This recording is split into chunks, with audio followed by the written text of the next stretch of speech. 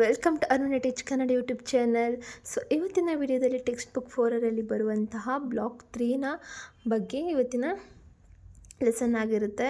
So text book 4 ಹಾಗೆ ಬರುವಂಥ block 3ನಲ್ಲಿ ಕಾವ್ಯಮೀಮಾಂಸೆಯ ಘಟಕ 13ನೆಯ ಭರತನ ರಸಸೂತ್ರ ಹಾಗೆ ಭಾವ, ಸ್ಥಾಯಿ ಭಾವ, ವಿಭಾವ ಮತ್ತು ಅನುಭಾವ, ಸಂಚಾರಿ ಭಾವದ ಬಗ್ಗೆ ಇವತ್ತಿನ ಲೆಸನ್ ಇರುತ್ತೆ. ಸೊ ವಿಡಿಯೋ ಎಂಡ್ವರೆಗೂ ಸ್ಕಿಪ್ ಮಾಡಿದೆ ನೋಡಿ ಅಂತ ಹೇಳ್ತಾ, ಹಾಗೆ ಯಾರೆಲ್ಲ ಸಬ್ಸ್ಕ್ರೈಬ್ ಮಾಡಿಲ್ಲ ಸಬ್ಸ್ಕ್ರೈಬ್ ಮಾಡಿ, ಹಾಗೆ ಪಕ್ಕದಲ್ಲಿರೋ ಬೆಲ್ ಐಕಾನ್ನ ಕ್ಲಿಕ್ ಮಾಡಿ, ಆಲ್ ನೋಟಿಫಿಕೇಷನ್ ಮೇಲೆ ಕ್ಲಿಕ್ ಮಾಡಿ ಅಂತ ಹೇಳ್ತಾ, ಸೊ ಇನ್ನು ಹೆಚ್ಚಿನ ವೀಡಿಯೋಸ್ಗಾಗಿ so let's start the lesson. ಪೀಠಿಕೆ. ಭರತ ಮುನಿಯವರು ರಚಿಸಿದ ನಾಟ್ಯಶಾಸ್ತ್ರದಲ್ಲಿ ರಸ ಸಿದ್ಧಾಂತವು ಅತ್ಯಂತ ಮಹತ್ವದ ಸ್ಥಾನವನ್ನು ಹೊಂದಿದೆ. ಈ ಸಿದ್ಧಾಂತವು ಕಲೆಗಳ, ವಿಶೇಷವಾಗಿ ನಾಟಕ ಮತ್ತು ಕಾವ್ಯದ ಆಧ್ಯಾತ್ಮಿಕ ಹಾಗೂ ಸೌಂದರ್ಯ ಮೂಲಕ ಅನುಭವವನ್ನು ವಿವರಿಸುತ್ತದೆ. ಕೆಳಗೆ ರಸ ಸೂತ್ರ, ಭಾವ, ಸ್ಥಾಯಿ ಭಾವ, ವಿಭಾವ, ಅನುಭವ, ಸಂಚಾರಿ ಭಾವಗಳ ಕುರಿತು ನಾವು ಇವಾಗ ವಿವರಣೆ ನೋಡೋಣ. First one, ರಸಸೂತ್ರ. ಭರತ ಮುನಿಯ ಪ್ರಸಿದ್ಧ ರಸಸೂತ್ರ ಹೀಗಿದೆ: ವಿಭಾವಾನುಭವ ವ್ಯಭಿಚಾರಿ ಸಂಯೋಗದ್ ರಸ ನಿಷ್ಪತ್ತಿ. ಅಂದರೆ ವಿಭಾವ, ಅನುಭವ ಮತ್ತು ವ್ಯಭಿಚಾರಿ ಸಂಚಾರಿ ಅಂದರೆ ಭಾವಗಳ ಸಂಯೋಗದಿಂದ ರಸವು ಉಂಟಾಗುತ್ತದೆ ಎಂದರ್ಥ. ಇಲ್ಲಿ ರಸ ಎಂದರೇನು ಅಂದರೆ, ರಸ ಎಂದರೆ ಪ್ರೇಕ್ಷಕನು ಅನುಭವಿಸುವ ಆನಂದ, ನಾಟಕ ಅಥವಾ ಕಾವ್ಯದಲ್ಲಿ ವ್ಯಕ್ತವಾಗುವ ಭಾವನೆಗಳು ಪ್ರೇಕ್ಷಕರ ಮನಸ್ಸಿನಲ್ಲಿ ಸ್ಫೂರ್ತಿಯಾಗಿ ಅವರಿಗೆ ವಿಶಿಷ್ಟವಾದ ಅನುಭವವನ್ನು ನೀಡುವುದನ್ನು ನಾವೇನಂತ ಕರಿತೇವೆ ಅಂದರೆ ರಸ ಅಂತ ಕರಿತೇವೆ. ಸೆಕೆಂಡ್ ಒನ್, ಭಾವ. ಅಂದರೆ ಭಾವ ಎಂದರೆ ಮನಸ್ಸಿನ ಸ್ಥಿತಿ ಅಥವಾ ಮನೋದಶೆ. ಇದು ವ್ಯಕ್ತಿಯೊಳಗಿನ ಭಾವನೆಗಳ ರೂಪವಾಗಿದೆ. ಭಾವಗಳು ಮುಖ್ಯವಾಗಿ 2 ವಿಧವಾಗಿರುತ್ತೆ. ಒಂದು ಸ್ಥಾಯಿ ಭಾವಗಳು, 2 ವ್ಯಭಿಚಾರಿ ಭಾವಗಳು ಅಂದರೆ ಸಂಚಾರಿ ಭಾವಗಳು ಅಂತ. ಸೊ ನಾನು ನಿಮಗೆ ಟೆಕ್ಸ್ಟ್ ಬುಕ್ಕಲ್ಲಿ ಎಕ್ಸ್ಪ್ಲೇನ್ ಮಾಡ್ತಿಲ್ಲ, ನಾನು ನೋಟ್ಸ್ ಪ್ರಿಪೇರ್ ಮಾಡಿದ್ದೀನಿ. ಆ ಒಂದು ಲೆಸನ್ನಲ್ಲಿ ಏನೇನಿದೆ ಅದನ್ನು ನಾನು ನೋಟ್ಸ್ ಪ್ರಿಪೇರ್ ಮಾಡಿದ್ದೀನಿ. ಸೊ ನಿಮಗೆ ಅವಶ್ಯಕತೆ ಇದ್ದಲ್ಲಿ ನೀವು ನೋಟ್ಸ್ನ ಮಾಡಿಕೊಂಡು ನಿಮಗೆ ಸುಲಭವಾಗಿ ಓದ್ಕೊಂಡು ನಿಮಗೆ ಎಕ್ಸಾಮಲ್ಲಿ ಪಾಸಾಗಲಿಕ್ಕೆ ಹಾಗೆ ಒಳ್ಳೆ ಅಂಕಗಳನ್ನು ನೀವು ಗಳಿಸಬಹುದು ಅಂತ ಹೇಳ್ತಾ, ಸೊ ನೀವು ಪ್ರತಿಯೊಂದು ಪುಟವನ್ನು ಎಕ್ಸ್ಪ್ಲೇನ್ ಮಾಡುವಾಗ ನಿಮಗೆ ಬೇಕಾದಲ್ಲಿ ನೀವು ಸ್ಕ್ರೀನ್ಶಾಟ್ನ ತಗೊಳ್ಳಿ ಅಂತ ಹೇಳ್ತಾ, ಸೊ ಲೆಟ್ಸ್ ಕಂಟಿನ್ಯೂ. ಹಾಗೆ ಭಾವಗಳೇ ರಸದ ಮೂಲವಾಗಿರುತ್ತೆ ಮತ್ತು ಭಾವಗಳಿಲ್ಲದೆ ರಸ ಉಂಟಾಗುವುದಿಲ್ಲ. ಸ್ಥಾಯಿ ಭಾವ ಅಂದರೆ ಸ್ಥಿರವಾದ ದೀರ್ಘಕಾಲದ ಇರುವ ಭಾವನೆಗಳು, ದೀರ್ಘಕಾಲದವರೆಗೂ ಇರುವಂತಹ ಭಾವನೆಗಳು. ಇವು ವ್ಯಕ್ತಿಯೊಳಗೆ ಆಳವಾಗಿ ನೆಲೆಸಿರುವ ಭಾವನೆಗಳು. ಈ ಭಾವನೆಗಳೇ ರಸವಾಗಿ ಪರಿವರ್ತನೆಯಾಗುತ್ತವೆ. ಪ್ರಮುಖ ಸ್ಥಾಯಿ ಭಾವಗಳು ಮತ್ತು ಅವುಗಳ ರಸಗಳ ನೋಡೋಣ. ಸ್ಥಾಯಿ ಭಾವದಲ್ಲಿ ರತಿ ಅಂದರೆ ಪ್ರೀತಿ, ಆಸ ಅಂದರೆ ನಗು, ಶೋಕ ಅಂದರೆ ದುಃಖ, ಕ್ರೋಧ ಅಂದರೆ ಕೋಪ, ಉತ್ಸಾಹ, ಭಯ, ಜಿಗುಪ್ಸೆ, ವಿಚಿತ್ರತೆ. ರಸದಲ್ಲಿ ಶೃಂಗಾರ ರಸ, ಹಾಸ್ಯರಸ, ಕರುಣಾರಸ, ರೌದ್ರರಸ, ವೀರರಸ, ಭಯಾನಕ ರಸ ಮತ್ತು ವಿಭತ್ಸ ರಸ ಅದ್ಭುತ ರಸಗಳಾಗಿರುತ್ತೆ. ಸ್ಥಾಯಿ ಭಾವವು ನಾಟಕದಲ್ಲಿ ಮುಖ್ಯವಾದ ಪಾತ್ರ ವಹಿಸುತ್ತದೆ. ಇವುಗಳ ಪ್ರೇಕ್ಷಕರಲ್ಲಿ ರಸದ ಅನುಭವವನ್ನು ಮೂಡಿಸುತ್ತದೆ. ವಿಭಾವ ಎಂದರೆ ಭಾವವನ್ನು ಉಂಟು ಮಾಡುವ ಕಾರಣಗಳು. ಇವು 2 ವಿಧಗಳಿವೆ. ಅವುಗಳೆಂದರೆ ಆಲಂಬನ ವಿಭಾವ ಮತ್ತು ಉದ್ದೀಪನ ವಿಭಾವ ಅಂತ. ಸೊ ಇವಾಗ ಆಲಂಬನ ವಿಭಾವದ ಬಗ್ಗೆ ತಿಳ್ಕೊಳ್ಳೋಣ.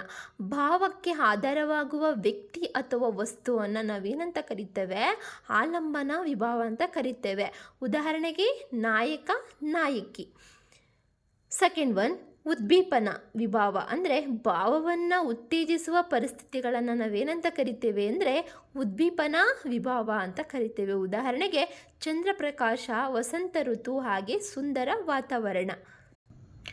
ಫಿಫ್ತ್ ಒನ್, ಅನುಭಾವ ಅಂದರೆ ಅನುಭವ ಎಂದರೆ ಭಾವಗಳ ಹೊರಗಿನ ಅಭಿವ್ಯಕ್ತಿ, ಒಳಗಿನ ಭಾವನೆಗಳು ಮುಖಭಾವ, ಅಂಗಚಲನ, ಮಾತುಗಳ ಮೂಲಕ ವ್ಯಕ್ತವಾಗುವುದಕ್ಕೆ ನಾವೇನಂತ ಕರಿತೇವೆ? ಅನುಭವ ಅಂತ ಕರಿತೇವೆ. ಉದಾಹರಣೆಗೆ ನಗು, ಅಳು, ಕಣ್ಣು ತಿರುಗಿಸುವುದು, ಕೈ ಚಲನೆಗಳನ್ನು ನಾವು ಅನುಭವ ಅಂತ ಕರಿತೇವೆ. ಅನುಭಾವಗಳಿಂದ ಪ್ರೇಕ್ಷಕರು ಪಾತ್ರದ ಮನಸ್ಥಿತಿಯನ್ನು ಅರ್ಥ ಮಾಡ್ಕೊಳ್ತಾರೆ. ಇವಾಗ ನಾವು ಇನ್ನೊಂದು ನಾಟಕ ಮಾಡ್ತಿರ್ಬೇಕಾದ್ರೆ ನಾವು ಅವರ ಲಿಪ್ ಸಿಂಕ್ ಆಗಿರ್ಬೋದು, ಇವನ್ ಅವ್ರು ಮಾತಾಡುವಂಥ ರೀತಿ, ಹಾಗೆಯೇ ಅವರ ಆ್ಯಕ್ಷನ್ ಅಂದರೆ ಅವ್ರ ಕೈ ಮತ್ತು ಕಾಲೆಲ್ಲ ಕುಣಿಸೋದು, ಒಂದು ಆ್ಯಕ್ಷನ್ ಮೂಲಕವನ್ನು ಕೂಡ ನಾವು ತಿಳ್ಕೋತೇವೆ ಅವ್ರು ಏನು ಮಾಡ್ತಿದ್ದಾರೆ ಅಂತ ಅಲ್ವಾ. ಹಾಗೆಯೇ ಅದನ್ನು ಗ್ರಹಿಸುವುದನ್ನು ನಾವು ಇಲ್ಲಿ ಅನುಭವ ಅಂತ ಕರಿತೇವೆ, ಅನುಭಾವ ಅಂತ. ಸಂಚಾರಿ ಭಾವ ಅಂದರೆ ವ್ಯಭಿಚಾರಿ ಭಾವ. ಸಂಚಾರಿ ಭಾವಗಳು ಎಂದರೆ ತಾತ್ಕಾಲಿಕವಾಗಿ ಬರುವ ಭಾವನೆಗಳನ್ನು ಏನಂತ ಕರಿತೇವೆ? ಸಂಚಾರಿ ಭಾವ ಅಥವಾ ವ್ಯಭಿಚಾರಿ ಭಾವ ಅಂತ ಕರಿತೇವೆ. ಇವು ಸ್ಥಾಯಿ ಭಾವವನ್ನು ಬಲಪಡಿಸಲು ಸಹಾಯ ಮಾಡುತ್ತದೆ. ಹಾಗೆಯೇ ಇವುಗಳು ನಾಟಕದಲ್ಲಿ ಚಲನೆಯುಳ್ಳ ಭಾವನೆಗಳಾಗಿರುತ್ತೆ. ಕೆಲವು ಸಂಚಾರಿ ಭಾವಗಳ ಬಗ್ಗೆ ನೋಡೋಣ.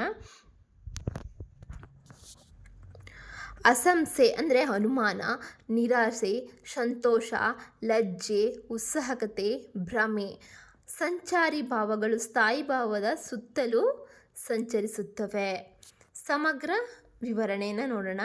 ಭರತ ಮುನಿಯ ರಸಸಿದ್ಧಾಂತದಲ್ಲಿ ಈ ಎಲ್ಲ ಅಂಶಗಳು ಪರಸ್ಪರ ಸಂಬಂಧ ಹೊಂದಿದೆ.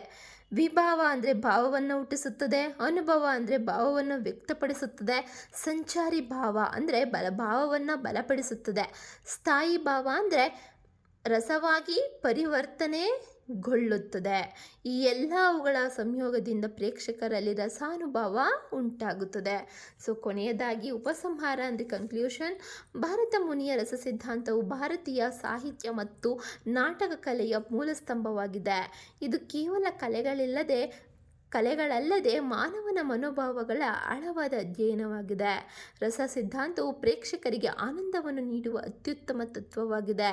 ಭಾವ ಮತ್ತು ರಸದ ಸಂಬಂಧವು ಕಲೆಗಳ ಆತ್ಮವೆಂದು ಹೇಳಬಹುದು. ಸೊ ಇದಾಗಿತ್ತು ಇವತ್ತಿನ ಲೆಸನ್. ಸೊ ನಿಮಗೆ ಸ್ಕ್ರೀನ್ಶಾಟ್ ತಗೊಂಡಿದ್ದೀರಾ, ಹಾಗೆ ನೀವು ಎಕ್ಸಾಮ್ಗೆ ಚೆನ್ನಾಗಿ ಓದ್ಕೋತೀರಾ, ಹಾಗೆ ಬರಿತೀರಾ ಅನ್ನೋ ನಂಬಿಕೆ ಇದೆ. ಹಾಗೆಯೇ ಇಲ್ಲಿವರೆಗೂ ಸ್ಕಿಪ್ ಮಾಡಿದೆ ನೋಡಿದ್ದಕ್ಕೆ ಥ್ಯಾಂಕ್ ಯು ಅಂತ ಹೇಳ್ತಾ, ಹಾಗೆ ಇನ್ನಷ್ಟು ಹೆಚ್ಚು ವೀಡಿಯೋಸ್ಗಾಗಿ ಸಬ್ಸ್ಕ್ರೈಬ್ ಮಾಡಿ, ಹಾಗೆ ಪಕ್ಕದಲ್ಲಿರೋ ಬೆಲ್ ಐಕನ್ನ ಕ್ಲಿಕ್ ಮಾಡಿ, ಆಲ್ ನೋಟಿಫಿಕೇಷನ್ ಕ್ಲಿಕ್ ಮಾಡಿ ಅಂತ ಹೇಳ್ತಾ, ನಾನು ಟೆಕ್ಸ್ಟ್ ಬುಕ್ ಎಲ್ಲನೂ ಕೂಡ ನಿಮಗೆ ಲೆಸನ್ಸ್ನ ನಾನು ಕಂಪ್ಲೀಟ್ ಮಾಡ್ತೇನೆ. ಹಾಗೆ ನಿಮಗೆ ನೋಟ್ಸನ್ನು ಕೂಡ ನಿಮಗೆ ಮುಂದೆ ವಿಡಿಯೋದಲ್ಲಿ ನಿಮಗೆ ತೋರಿಸ್ತೇನೆ. ನೀವು ಸ್ಕ್ರೀನ್ಶಾಟ್ನ ತಗೋಬೋದು. ಹಾಗೆಯೇ ಟೆಕ್ಸ್ಟ್ ಬುಕ್ 5 ಬಗ್ಗೆಯೂ ಕೂಡ ನಾನು ಸೇಮ್ ಇದೇ ಥರ ಈ ಒಂದು ಪ್ಯಾಟ್ರನಲ್ಲಿ ನಿಮಗೆ ಲೆಸನ್ಸ್ನೆಲ್ಲ ಮುಗಿಸ್ತೀನಿ. ಹಾಗೆ ನೀವು ನೋಟ್ಸನ್ನು ಕೂಡ ನೀವು ಮಾಡ್ಕೋಬೋದು ಅಂತ ಹೇಳ್ತಾ, ಸೊ ಈ ಥರ ನಿಮ್ಗೆ ಅವಶ್ಯಕತೆ ಇದ್ದಲ್ಲಿ ಸಬ್ಸ್ಕ್ರೈಬ್ ಮಾಡಿ ಅಂತ ಹೇಳ್ತಾ, ಇಷ್ಟವಾದಲ್ಲಿ ಈ ಲೆಸನ್ ಲೈಕ್ ಮಾಡಿ, ಹಾಗೆ ನಿಮ್ಮ ಅನಿಸಿಕೆಗಳನ್ನ ಕಮೆಂಟ್ ಮೂಲಕ ತಿಳಿಸಿ ಅಂತ ಹೇಳ್ತಾ, ಹಾಗೆ ನಿಮ್ಮ ಫ್ರೆಂಡ್ಸ್ಗಳು ಯಾರು ಆಪ್ಷನಲ್ ಕನ್ನಡ ತೊಗೊಂಡಿರ್ತಾರೋ ಅವ್ರಿಗೂ ಶೇರ್ ಮಾಡಿ, ಅವ್ರಿಗೂ ಯೂಸ್ಫುಲ್ ಆಗಲಿ ಅಂತ ಹೇಳ್ತಾ, see you in next video. Bye, take care.